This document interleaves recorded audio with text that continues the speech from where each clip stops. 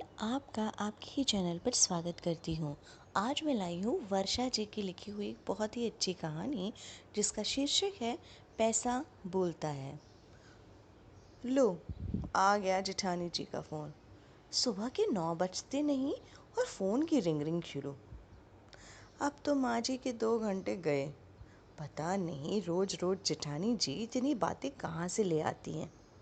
और सुबह सुबह काम नहीं होता क्या इनको? चलो छोड़ो, लग जा अपने काम पर। ये थी अवनी, सुलोचना जी की छोटी बहू।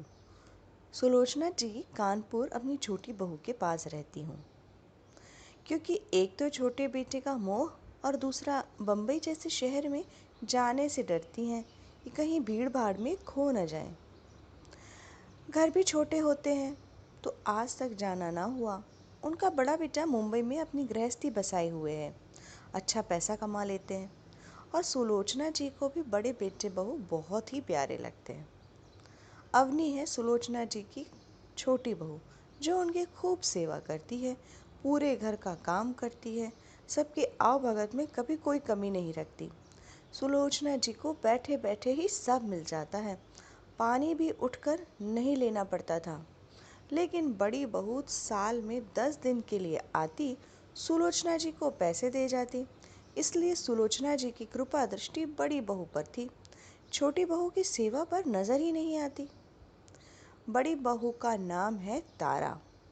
बातूनी जितनी चाहे बात करा लो, पूरी दुनिया का काम छोड़ के घंटों बात कर सकती है, बस उसी का फोन है। पाए लागू माँ जी, आपसे जब तक बात ना हो ना तो निवाला ही नहीं उतरता गले से। और बोलिए, कैसी हैं आप? कुछ सामान ला दूँ मुंबई से? वैसे हम 2 दिन बाद आ रहे हैं, 10 दिनों के लिए। छोटी को बोल के मेरा कमरा साफ करवा देना। अरे बहू, आज तो तुमने दिल खुश कर दिया सुबह सुबह। बस अब जल्दी आओ। अवनी, ओ अवनी, कहाँ मर गई? आई माँ जी। हाँ बोलिए। क्या बोलिए? सुन, परसों तेरे जेठ जेठानी आ रहे हैं, अच्छे से साफ कर देना उनका कमरा और बाथरूम में ज़रूरत का सारा सामान रख देना। मुंबई में रहते हैं, यहाँ कोई कमी नहीं होनी चाहिए। तेरे कमरे का कूलर उनके कमरे में रख दे, बेचारे गर्मी में कैसे रहेंगे। सही बात है माँ जी, हमें तो आदत है कम में गुजारा करने की। जेठानी जी तो पैसे वाली हैं, उनकी सुविधा तो देखनी पड़ेगी। अवनी ने मन ही मन सोचा। अवनी कसले कमर, आने वाले 10 दिन बड़े भारी हैं। राहु केतु जाने किस किस का योग बना रहा है। 2 दिन बाद जेठानी जी और जेठ जी का पदार्पण हुआ। तारा मैडम को स्लीवलेस कुर्ते और जीन्स में देखकर एक बार तो सुलोचना जी के लोचन भी चकित हो गए।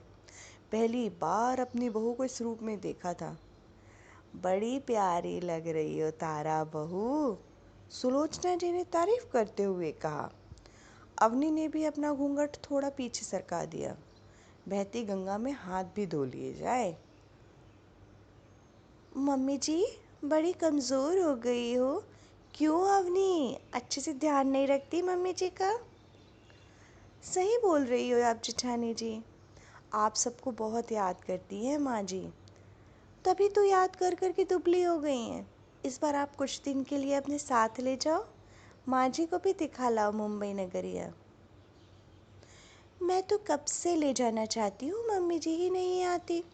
हमारे भी ठाठ देखे और मुझे भी तो सेवा का मौका दीजिए मम्मी जी, जेठानी जी ने बिना मन से सुलोचना जी से कहा। जाओ तारा, अपने कमरे में आराम कर लो। अवनी, तू जा, चाय बना। तारा बेटा, कोई ज़रूरत हो तो बोलना। हाँ मम्मी जी, ज़रूर। दोपहर में खाने के बाद सभी बैठे हुए थे। अब थी तोहफों की बारी, जिसे देखकर सुलोचना जी बड़ी खुश होती थी। लीजिए माँ जी, आपके लिए ब्रांडेड घड़ी लाई हूँ। घड़ी तो बहुत सुंदर है जेठानी जी, लेकिन माँ जी देखेंगी कैसे? माँ जी कब से मुंबई आके आँख का ऑपरेशन कराना चाह रही हैं, पर आप टाल देते हैं। माँ, इस बार आप मेरे साथ ही चलो, सुलोचना जी के बड़े बेटे ने कहा। जेठानी जी ने घूर के अपने पति को देखा और मना करने का इशारा किया। अरे जी, हाँ, आप भी क्या बात कर रहे हैं। एक काम कीजिए, 50,000 रुपये दे दीजिए, यही करा लेंगे ऑपरेशन। अब इस उम्र में सफ़र कैसे करेंगी मम्मी जी। जेठानी जी, आप क्यों इतनी चिंता करती हैं। अब माँ जी की उम्र ही क्या है, आराम से चलेंगे आपके साथ। इस बार अवनी ने भी सोच लिया था कि सुलोचना जी को मुंबई भेज कर रहेंगी। ना चाहते हुए भी तारा को सुलोचना जी को मुंबई ले जाना ही पड़ा। तारा को अपनी आज़ादी बड़ी प्यारी थी। एक दो दिन तो ठीक चला, सुलोचना जी का भी मन लग गया। एक दिन तारा की कुछ सहेलियां आई, सभी ऊंचे तबके के लोग। आते ही उन्होंने पूछा, ये किसे ले आई? नई काम वाली लाई है क्या गांव से? नहीं नहीं, कैसी बात कर रही हो, ये तो मेरे दूर के रिश्तेदार हैं, 2-3 दिन में चली जाएंगी। सुलोचना जी को इस जवाब की उम्मीद ना थी। वो आंखों में आंसू लिए कोने में बैठ गई। माँ जी, क्या आप हम सब के लिए चाय बना देंगी?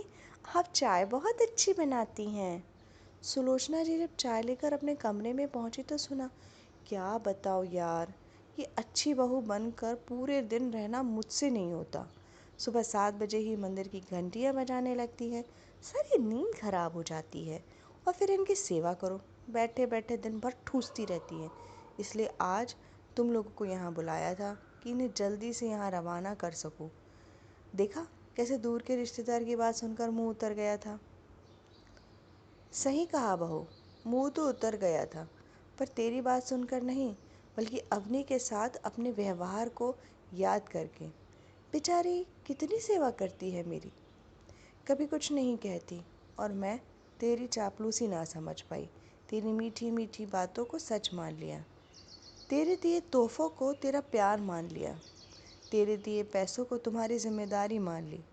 पर तुम तो पैसे देकर मुझे बेवकूफ़ बना रहे थे, मन में तो कोई सम्मान है ही नहीं। शायद अवनी ने समझ लिया तुझे, तभी तो मुझे तेरे साथ भेजा कि मेरी आंखें खुल जाएं। यहाँ से जाकर सबसे पहले उससे मैं माफ़ी मांगूंगी। सुलोचना जी को तो अपनी गलती समझ आ गई। आगे से पैसे का मोह भी कम हो गया। हर चमकती चीज़ सोना नहीं होती। दोस्तों, हमारी प्यारी सखी वर्षा जी की ये कहानी में काफ़ी सच्चाई है। काफ़ी घरों में ऐसा होता है, कुछ बेटे बहू पैसे देकर अपनी जिम्मेदारियां भूल जाते हैं, और जो बेटे बहू माता पिता की सेवा करते हैं हमेशा उपेक्षा पाते हैं। पर ऐसा होना तो बिल्कुल नहीं चाहिए। कैसी लगी आपको ये कहानी, ज़रूर बताइएगा। चलिए तो फिर मैं मिलती हूँ नई कहानी के साथ। तब तक खुश रहिए, एंजॉय कीजिए, चैनल को सब्सक्राइब करना बिल्कुल मत भूलिए। बाय।